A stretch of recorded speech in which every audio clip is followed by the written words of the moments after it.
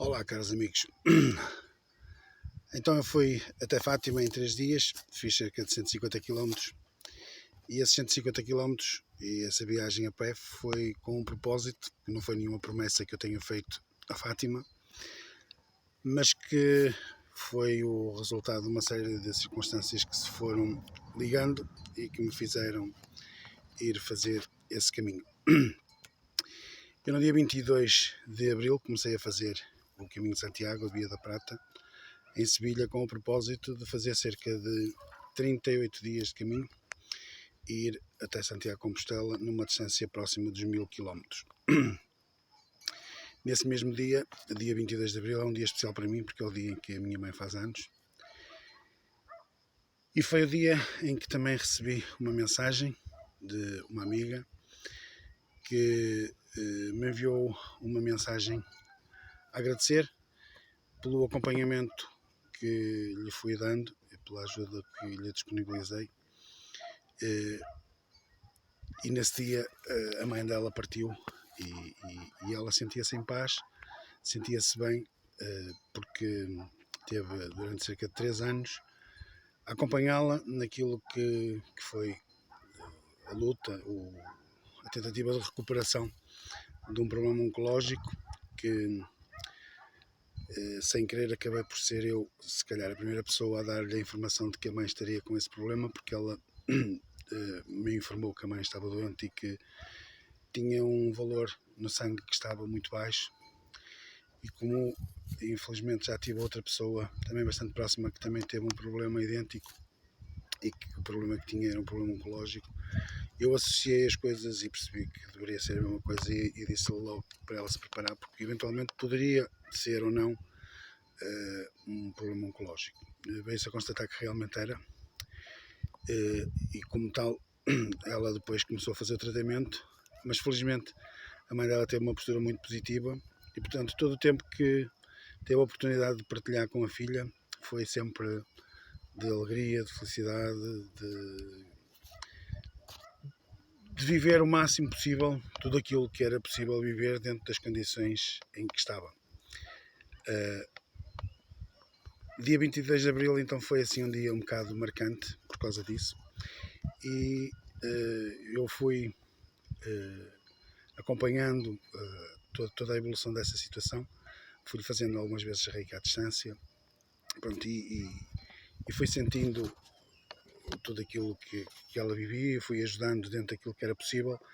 Por vezes quem está de fora tem mais facilidade em dar alguma palavra de apoio, de ajuda às pessoas que estão a viver proximamente estas doenças e estes problemas que não são fáceis. Mas a nossa vida é efêmera e nós precisamos de aceitar esse facto. Todos nós vivemos, crescemos, muitas das vezes procriamos, temos descendência, temos filhos. Eu tenho a felicidade e a oportunidade de já ter uma neta, portanto, e tudo isso nos deve fazer viver com alegria, com felicidade e também com a aceitação de que um dia nós havemos de partir, e todos aqueles que também partilham connosco o nosso caminho também irão ter o mesmo desfecho, que é algo que é normal na nossa existência. Nos últimos anos tenho acompanhado várias pessoas com problemas oncológicos, alguns de muito perto, alguns a fazer terapia, outros a acompanhar por mensagens, dando apoio. Com a situação da pandemia, ou pessoas que tiveram muita dificuldade, que estavam com situações de tratamentos, que estavam com receio de fazer os tratamentos por causa do Covid, outros que pararam, interromperam o tratamento, e também conheço felizmente muitas pessoas que tiveram problemas oncológicos e que estão felizmente curadas, que estão bem, que estão saudáveis e que podem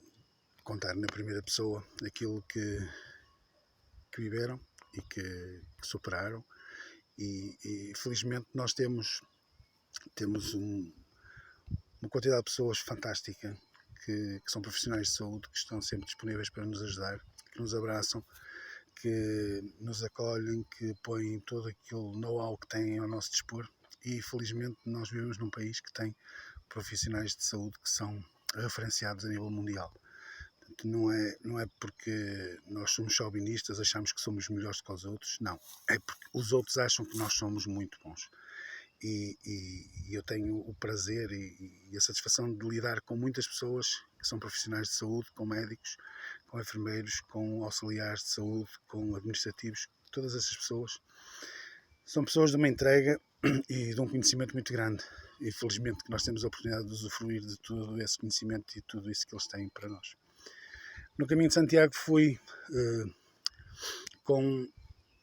2 instrumentos que eu considero instrumentos de fé. Fui com um terço e com um japamala. O terço para fazer as orações que são próprias de se fazer com o terço. O japamala para fazer também outro tipo de orações, que são algumas práticas que eu também aprendi, que desenvolvi e que também acolho. Porque tudo aquilo que me possa fazer bem em termos espirituais eu acolho com gratidão. Não renego nenhuma religião, nenhuma prática espiritual que tenha por princípio o respeito pelo outro e a evolução e o desenvolvimento espiritual de cada um de nós. Portanto, ao fazer essa oração do terço, bateu-me bastante forte a situação da mãe da Sandra e a forma como ela, depois falei com ela e ela expressou uma paz, uma tranquilidade que para mim foi tocante, porque perder a mãe é uma coisa que eu felizmente ainda não tive essa experiência e desejo que a tenha o mais tarde possível. E tenho a felicidade de já ser avô e ainda ter a possibilidade de usufruir da presença da minha mãe e do meu pai. E acho que todos nós que temos essa oportunidade devemos dar bastante amor, dar carinho aos nossos pais quando o podemos fazer enquanto eles cá estão. E com isso fui ganhando um sentimento de que este ano eu tinha que ir a Fátima a pé. Eu nunca tinha ido a pé a Fátima.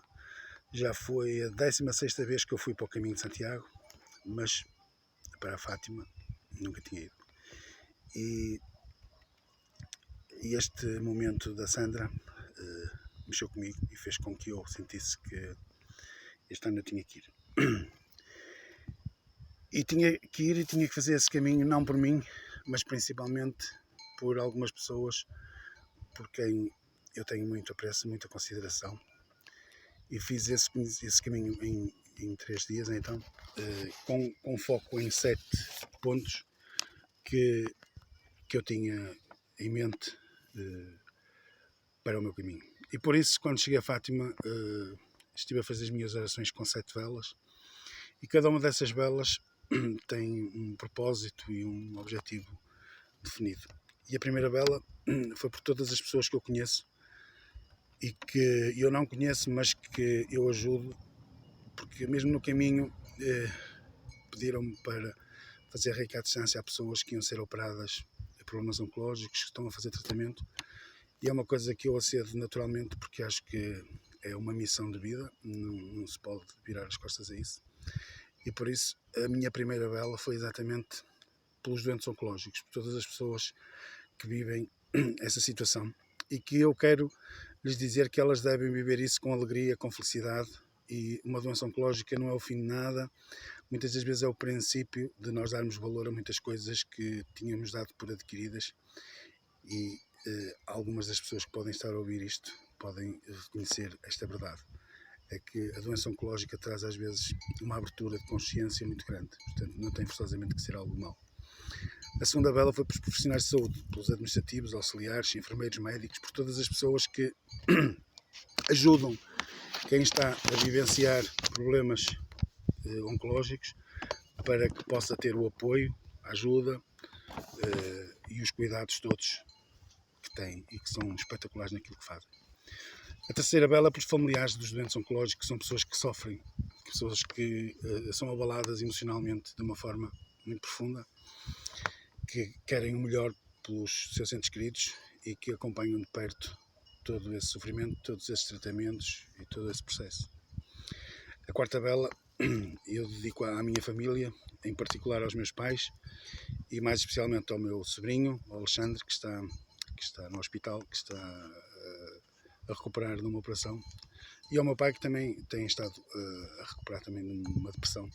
Portanto, e à restante família, porque nós devemos cuidar de todos aqueles que nos estão próximos. A quinta vela para todos os meus alunos, para todas as pessoas que fazem terapia comigo, todas as pessoas que me acompanham no meu trabalho profissional, para todos eles, que haja luz na vida deles, que tenham felicidade, que encontrem os objetivos e a missão de vida que têm. Depois, a sexta vela por todos aqueles que sofrem, por todos aqueles que precisam de apoio, todos aqueles que necessitam de auxílio, de ajuda, que a possam encontrar e que a energia dessa vela lhes possa levar a algum conforto. E por último, a sétima vela é pelo aquilo que nós mais ansiamos no mundo, é pela paz, para que haja entendimento, para que as pessoas olhem menos para o umbigo delas, olhem menos para os interesses económicos e olhem mais para o bem-estar do outro, porque nós podemos viver em muito boas condições se todos os líderes políticos, religiosos no mundo inteiro tiverem um bocadinho mais de cuidado, de atenção e se procurarem ver em todas as outras pessoas os seus filhos, porque nós não é normal tratarmos mal os nossos filhos, e se eles virem os outros como os seus filhos, de certeza que nós vamos viver num mundo um bocadinho melhor. Por isso quero agradecer a todos por estarem comigo nesta caminhada que é a vida e por me terem acompanhado também neste caminho que fiz, neste percurso de 250 km de caminho de Santiago, mais 150 no caminho de Fátima, e espero esta semana voltar outra vez ao caminho de Santiago, porque essa é uma missão que eu tenho. Obrigado.